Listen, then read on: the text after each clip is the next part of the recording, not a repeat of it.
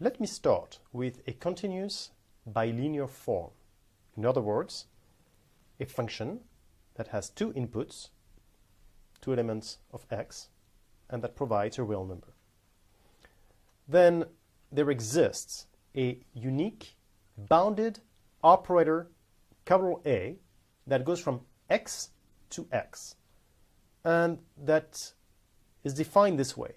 For all x and y in capital X, the bilinear form small a x y is equal to an inner product, the inner product of x with a y.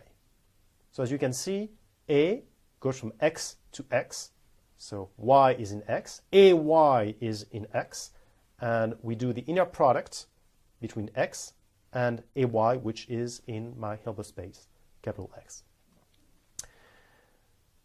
Well, the way to prove that this makes sense and that I can do this is to start with any element small x in capital X.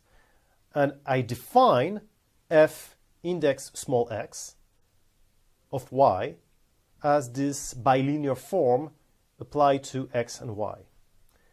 Now, because of the Riesz representation theorem, I know that there exists a z, and this is the only z that exists, by the way, but there is a z in capital X, such that this function f small x of y can be written inner product of y and z.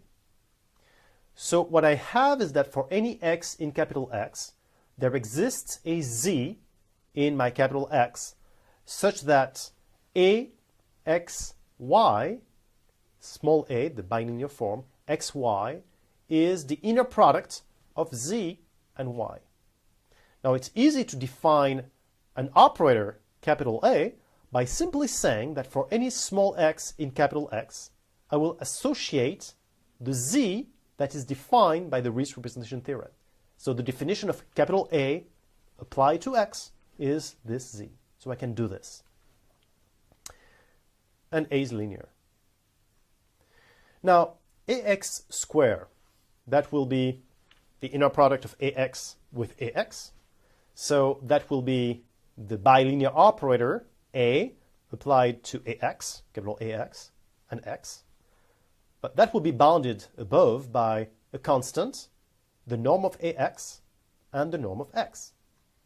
So what I end up with is that the norm of ax is bounded above by the norm of x times a constant. So it is a bounded linear operator. You see, so I start with a bilinear form and I derive an operator. Now, let A be this bounded operator. Let A be the associated bilinear form. We will write that capital A is positive with this notation if A, the bilinear form from which it comes, is positive.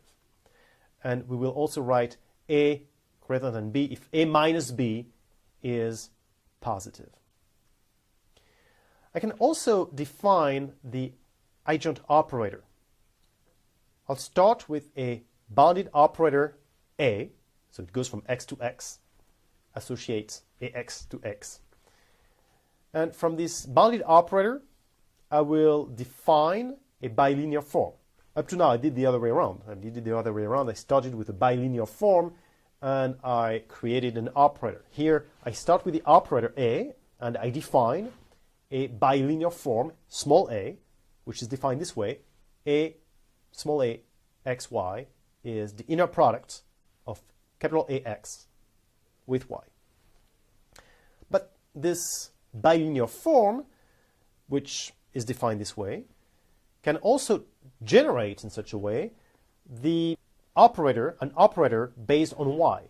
So from the bilinear form A, small a, I can create a new bounded operator, which I will denote A star, but that will work on y. So small a xy can be written as the inner product of x with an operator that I decided to call A star applied to y.